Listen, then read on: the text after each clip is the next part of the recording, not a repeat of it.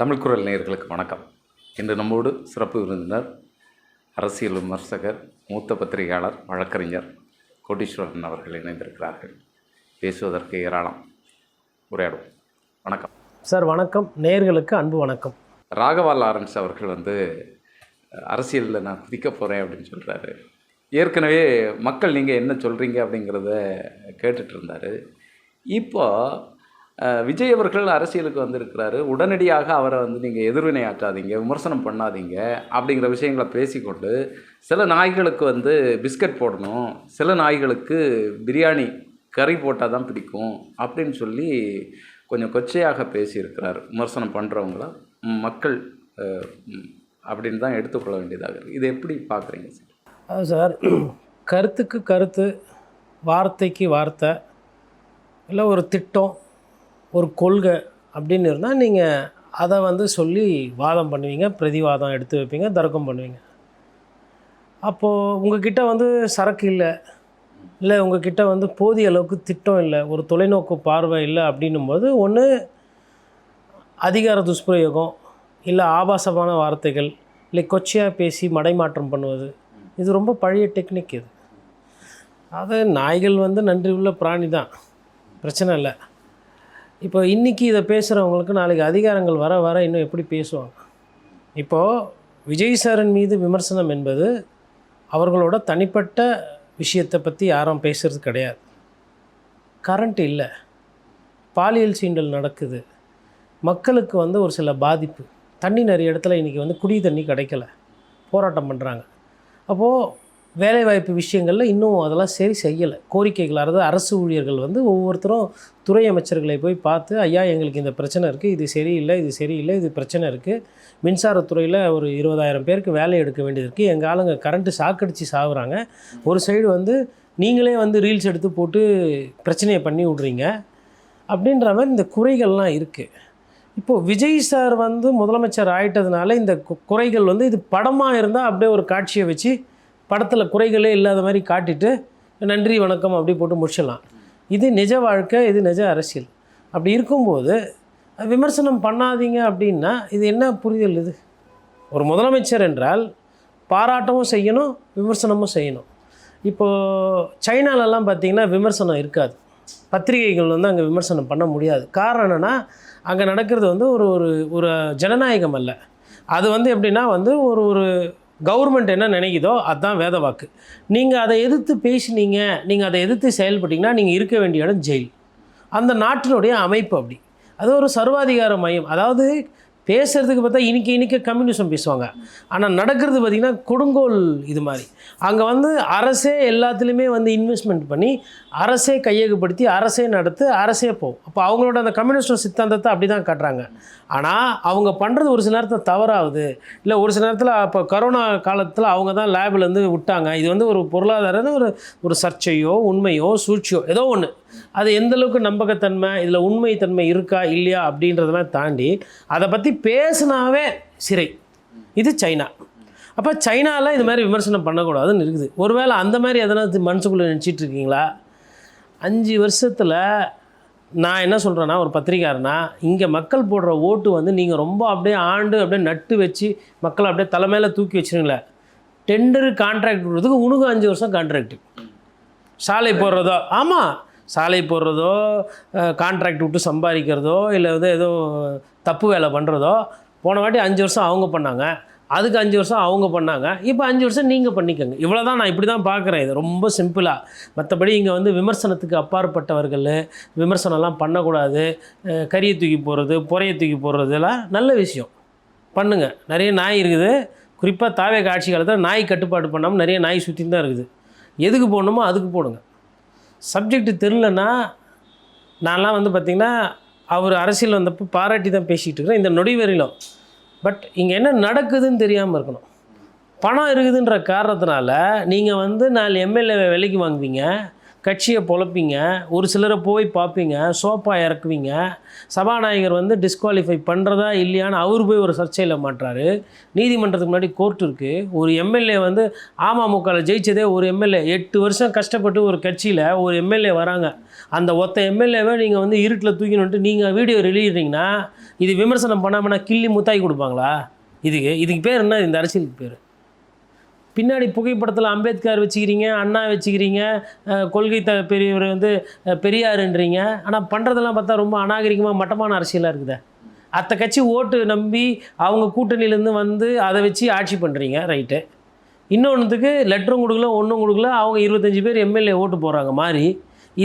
இதை பற்றிலாம் பேச மாட்டாங்களா? இதை கேட்கக்கூடாதா இந்த நியாயத்தை? ஏன் கூட இருக்கிற தோழர் சிபிஎம் தலைவர் ஐயா வீரபாண்டி கேட்குறாரு, அதுக்கு என்ன சொல்கிறீங்க? இன்றைக்கி காலையில் எனக்கு என்ன ஒரே ஒரு நம்பிக்கை, நான் கடைசியாக எங்கே வந்தேன்னா, கம்யூனிஸ்ட் தோழர்களுக்கு ஒரு 4 எம்எல்ஏ இருக்குது. அந்த நம்பிக்கையில் எனக்கு வந்து அவர்கள் மீது வருத்தம் விமர்சனம் இருந்தாலும் கூட இன்னும் அந்த நம்பிக்கை எனக்கு விட்டு போகல. யாருன்னா ஒரு 4 பேர் நீதிமான்கள், நல்லவர்கள், நல்ல அரசியல் பேசுவாங்க. ஏன்னா இப்போது நாம் தமிழர் கட்சியும் கேட்குறாங்க கேள்வியெல்லாம், அதிமுகவும் கேள்வி கேட்குறாங்க. ஆனால் அவங்களோட எம்எல்ஏக்கள் வந்து எதுவும் பண்ண முடியாது. இன்றைக்கி ஒரு கேள்வி கேட்கணும், சட்டமன்றத்தில் ஒரு விஷயத்தை பேசணும், முதலமைச்சரோட ஒரு கவனத்தை ஈர்க்கணும், மக்கள் பிரச்சனையை பேசணும்னா இதுதான். இப்போ சிபிஐ ஐயா அவர்களும் இன்றைக்கி வந்து அறிக்கை விட்டுருக்காரு. என்னென்னா, சேலத்தில் ஒரு முண்டம் இந்த சொன்னார்ல, அந்த 4 கால் பிராணி, அந்த பிராணியை என்ன வார்த்தையில் ராகவா லாரன்ஸ் திட்ட போகிறான்னு நான் பார்க்குறேன், ரைட்டுங்களா? வீடியோ பெண்கள் ஆபாசமாக எடுத்து வச்சு பொள்ளாச்சி கேஸ்லேயே நான் பேசினேன். அதிமுக ஆட்சி காலம், திமுக ஆட்சி காலத்தில் பாலியல் சீண்டல்கள் பிரச்சனை எல்லாம் வந்துச்சு. ஜாஃபர் சாதிக்கு போதைவர் பேசினேன். இப்போ தாவேக்கா பேசுகிறேன். அன்றைக்கெல்லாம் பயந்துக்கின்னு உக்காண்ட்டு வீட்டுக்குள்ளே படம் நடிச்சிங்கன்னு, இன்றைக்கி வந்து நீங்கள் வந்து உங்களுக்கு தோதா இருக்குது, உங்களுக்கு பிரச்சனை இல்லைன்னு அரசியல் பேசுகிறீங்க. நீங்கள் மக்களுக்கு நல்லது செஞ்சுருக்காரு ஐயா ராகவா லாரன்ஸ். அப்போ அப்படி பார்க்கும்போது அவர் அன்றைக்கே அரசியலுக்கு வந்துட்டார். வாக்கு அரசியலுக்கு இப்போ தான் வந்திருக்கிறார். இது பித்தலாட்ட அரசியல், இது குதிரை பேர் அரசியல். அவர் இதுக்கு முன்னாடி பண்ணது நல்ல அரசியல். ஏழை பாழைகளுக்கு உதவுவது, உடல் சரியில்லாதவங்களுக்கு உதவி பண்ணுறது, அதெல்லாம் 100% நான் வந்து இந்த நொடி வரலும் அவர் சார்பாக நன்றி சொல்கிறேன். இப்போ அவரோட உழைப்பு, அவரோட பணம். ஆனால் அதுக்கும் அரசியலுக்கும் என்ன தொடர்பு இருக்குது? இப்போ தமிழ்நாட்டில் வந்து ட்ரஸ்ட் வச்சுட்டு நிறைய தொண்டுகள் செய்யக்கூடிய பல 100 ஆட்கள் இருக்கிறாங்க. எம்ஜிஆர்ன்றாங்க, அது ஒரு பாடலில் வரும். ஊரார் தெரிந்து கொள்ள புகைப்படம் எடுத்துக்கொண்டால் அதில் சுயநலம் உண்டு. நீங்கள் பண்ணது எல்லாமே காட்சியாக வந்திருக்கா, வெளியில் தகவல் தெரிஞ்சிருக்கா, ஐயா ராகவா லாரன்ஸ் இதை பண்ணுறாரு, லாரன்ஸ் அதை பண்ணுறாரு, லாரன்ஸ் இதை பண்ணுறாரு, அப்போது விளம்பரமும் இருக்குது. அதில் ஊரார் தெரிந்து கொள்ள புகைப்படம் எடுத்துக்கொண்டால் அதில் சுயநலம் என்ன? ஐயா நல்ல கண்ணுலாம் படம் எடுத்திருந்தால் கிலோமீட்டர் கணக்கில் ரீல்ஸ் எடுத்துருக்கணும். இன்றைக்கி சண்முகம் இருக்கிறாரு தோழர், வாச்சாத்தி கேஸில் அவரோட போராட்டம் என்ன, அவர் பட்ட கஷ்டம் என்ன? இன்றைக்கி வேறு வழி இல்லாமல் கூட்டணி போனதுனால செங்கோட்டையன் கூட சமமாக பழக வேண்டியதுனால அவங்களுக்கு பேச்சுரிமை பறிக்கப்பட்டிருக்கிறது. அதனால் அவங்களோட போராட்டங்களோ, அவங்களோட கஷ்டத்தை, அவங்களோட வேர்வையெல்லாம் நான் குறைச்சி மதிப்பிடல. இன்னொன்று, இந்த 4 பேர் போய் சேர்ந்தாங்களே, ஆர்பி உதயகுமார் கேட்குறாரு, இவங்கெல்லாம் யாருப்பா, மொழிப்போர் தியாகியா, இல்லை என்ன போராட்டம் பண்ணாங்க, என்ன பண்ணாங்க, பவர் சென்டர்ஸ் உருவாக்க மாட்டேன்னு சொல்லிட்டு இன்றைக்கி ஐஏஎஸ் அதிகாரிகளை மிரட்டுறாங்கன்ற மாதிரி செய்திகள் வருது. இப்போ இதெல்லாம் என்ன? இப்போ இதெல்லாம் விமர்சனம் பண்ணாமல் என்ன பண்ண முடியும்? நீங்கள் தான் முழ நீட்டு இவ்வளோ பெரிய லெட்டர் எடுத்துன்னு போயிட்டு ஐயா அருண் அவர்கள் மீது கம்ப்ளைண்ட் பண்ணார். இவர் சரியா இல்லை, இவர் போலீஸாக இருக்கிறதுக்கு அவர் திறமை கிடையாது அப்படிலாம் அவ்வளோ பேச்சு பேசிட்டு, அப்புறம் அவரை கூப்பிட்டே லஞ்ச ஒழிப்புத்துறைக்கு துறை தலைவராக போடுறோம். இது என்ன? இது யார் மாற்றி பேசினது? அப்போ யார் நாயை விட மோசமாக நடந்துக்கிறது? சார், நாய் வந்து நன்றி உள்ள பிராணி, வாலாட்டுது, விசுவாசத்தை காட்டுது, எல்லாம் பண்ணுது. மாஸ்டருக்கு வாலாட்டுது, ரைட்டு. அப்போ எது போடணுமோ அது பண்ணப்போ அந்த வித்தை உங்களுக்கு தெரிஞ்சிருக்குது.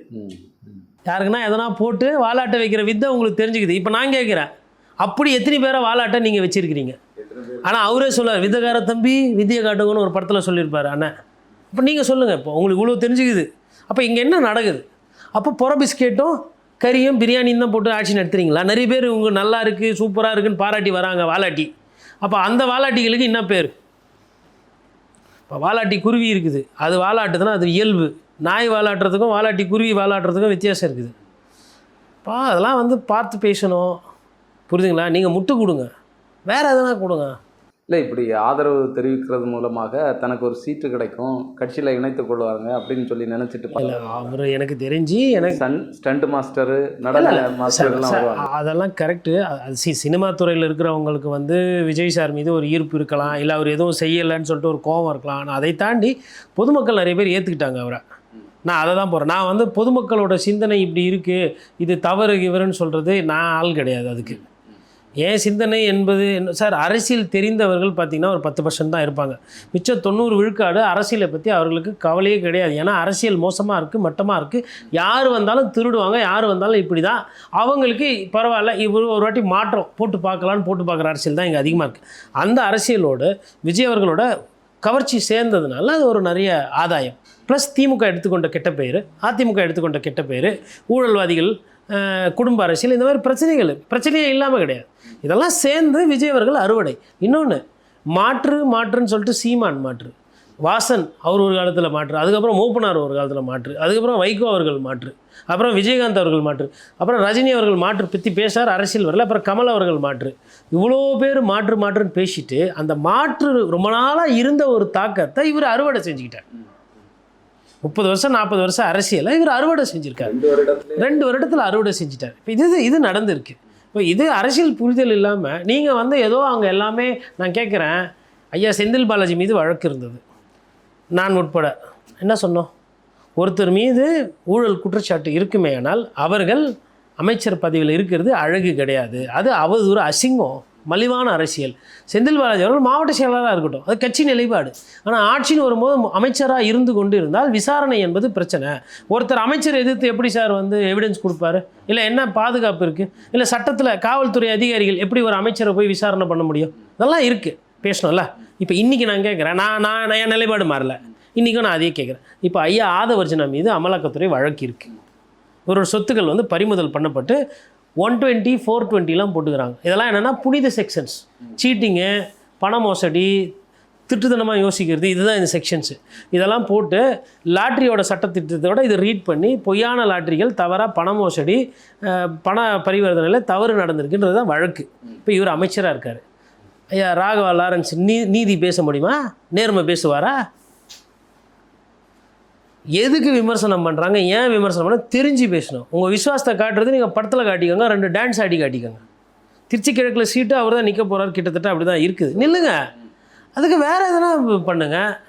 200 யூனிட் கரண்ட்டு கேட்டிங்க, எங்கள் ஆள் பாருங்கள் அதை விட அதிகமாக கரண்ட்டு ஃப்ரீ ஆக்கி விட்டுக்கிறாரு. என்னப்பா ஃப்ரீ ஆக்கி மீட்ரு பாருங்கள், கரண்ட்டு ஆமாப்பா கம்மியாகிடுவா.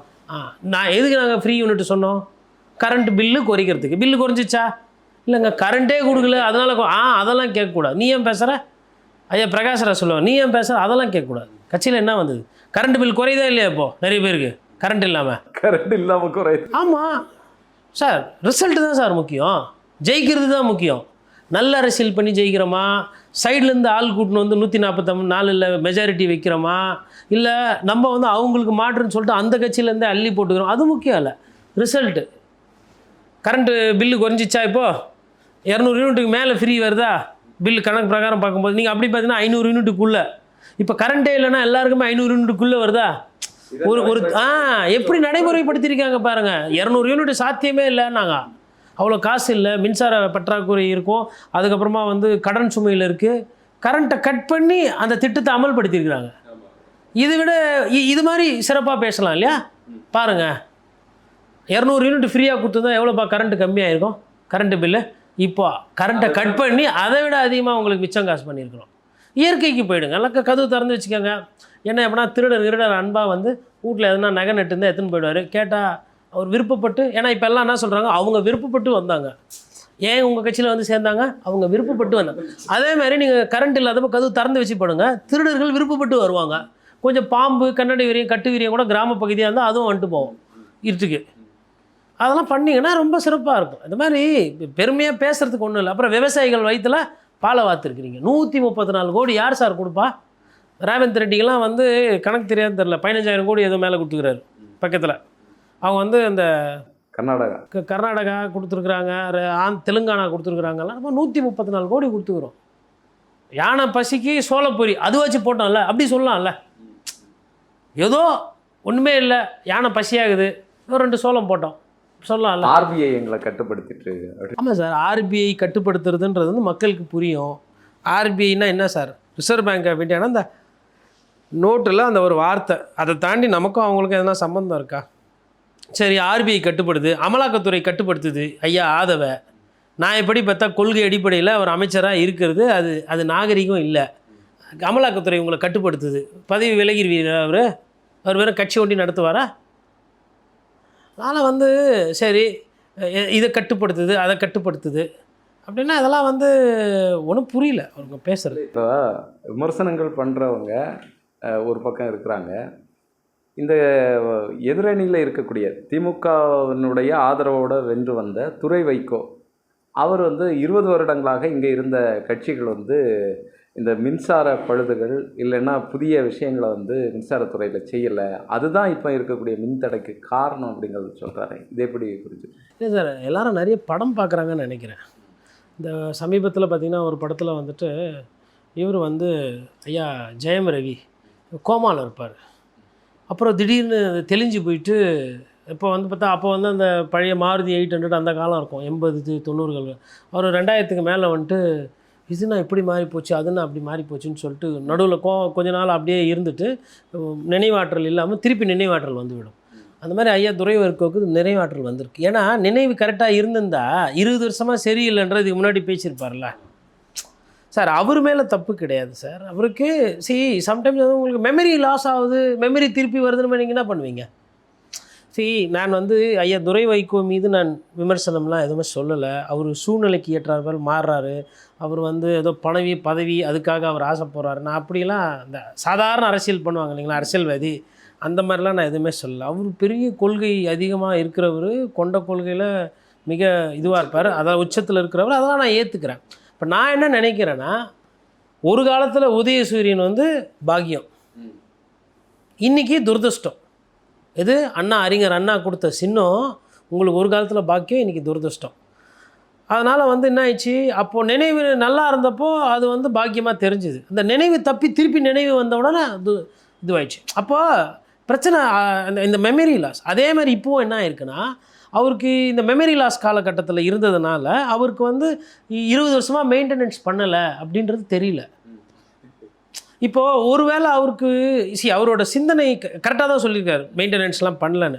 நீங்கள் ஏன் சொல்லன்றதான் நம்ம கேள்வி. அதை அவர் முன்னாடி வைக்க முடியும். ஏன்னா அவர் மெமரி லாஸில் இருந்திருக்காரு. அப்போ ஞாபக சக்தி இல்லை, சிந்திக்கக்கூடிய தன்மை இல்லை, திறன் இல்லை, அதனால் மெயின்டெனன்ஸ் இல்லை. ஏன்னா கூட்டணியில் இருந்தாங்க. ஒரு வார்த்தை செந்தில் பாலாஜிக்கிட்ட, என்னப்பா மெயின்டெனன்ஸ் பண்ணாமங்கிற, பவர் கட் ஆகுது, இதெல்லாம் என்னப்பா ஆட்சி, இல்லை இதெல்லாம் சரி பண்ணுங்க சொல்லிக்கலாம். இல்லை ஆவாதவர் எடப்பாடி பழனிசாமி எதிர்கட்சியில் இருந்தார், ஏங்க நாங்கள் இதெல்லாம் ஒரு ஆட்சியா, மெயின்டெனன்ஸ் இல்லாமல் வந்து கரண்ட்டு கட்டு போது விவசாயிகள் கஷ்டப்படுறாங்க, ஜனங்கள்லாம் பிரச்சனையில் இருக்கிறாங்க, இதெல்லாம் மெயின்டெனன்ஸ் சரியாக பண்ண மாட்டிங்களா, என்ன ஆட்சி நடத்துறீங்க கேட்டிருக்கலாம். ஆனால் உண்மை என்னென்னா, அப்போ இவ்வளோ மோசமாக இல்லை மின்சார தடை, புரியுதுங்களா? அப்போது உங்களுக்கு தெரியுது செலக்டிவ் அம்னீஷியா மாதிரி அன்றைக்கி கம்முன்னு இருந்துட்டு இன்றைக்கி வந்து 20 வருஷமாக மெயின்டெனன்ஸ் இல்லைன்னு. ஏன் இப்போ வாயில் என்ன பேஸ்ட்டு போட்டு வளக்கிட்டு பேஸ்ட்டோடவே இருந்தீங்களா பொழுதுங்க பேச முடியாத மாதிரி, இல்லை கோந்து போட்டு எதனா மூடி இருந்ததா? ஐயா அரசியல் பேசுங்க, நீங்கள் விமர்சனம் பண்ணுங்கள், ஒரு அரசுக்கு நீங்கள் முட்டு கொடுங்க, தப்பு கிடையாது. அது திறமையாக ஒரு விஷயத்தை செய்த பிறகு நீங்கள் அதை பண்ணுங்கள். அதுக்கு முன்னாடி இப்படி பர்ஃபார்மே பண்ணுறதுக்கு முன்னாடி நீங்கள் எல்லாம் அடகோழி முட்டையை காக்கிற மாதிரி எல்லாம் சுற்றி வரீங்களே, என்ன அரசியல்? 20 வருஷமாக மெயின்டெனன்ஸ் இல்லைனா அப்போ என்ன பண்ணியிருந்தீங்க? என்ன வெங்காயத்துக்கு நீங்கள் கூட்டணியில் இருந்தீங்க? என்ன வெங்காயத்தில் நீங்கள் வந்து எதிர்கட்சியாக செயல்பட்டீங்க? அப்போ எதிர்கட்சியாகவும் செயல்படல மதிமுக, கூட்டணியிலேருந்து செயல்படல. அப்போ துரை வைகோ என்ன செயல் பண்ணார்? அப்போது இந்த மாதிரி அரசியல் பண்ணால் இவ்வளோ தான் கிடைக்கும் ஓட்டு. இப்போது 4 பேர் நம்ம பார்க்குறாங்க. இப்போ திடீர்னு நீங்கள் நிலைப்பாடு மாற்றி பேசுகிறோமே, அதனால தான் அவருக்கு அந்த ஷார்ட் டேர்ம் மெமரி. தொடர்ந்து பேசுவோம் சார். தாவேக்கா என்ன நிலைமையில் போயிட்டுருக்கு அப்படிங்கிறத உங்களுடைய நேரத்திற்கும் கருத்திருக்கேன். நன்றி.